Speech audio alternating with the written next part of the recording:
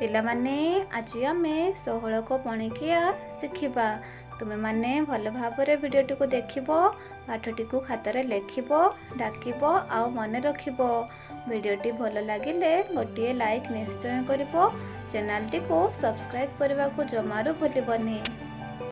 16 के 16 16 दूणे 32 16 तीरी 48 16 चौ 64 16 पंचा 80 16 96 16 सन्ता 112 16 अष्टा 128 16 नुआ 144 16 दशा 160।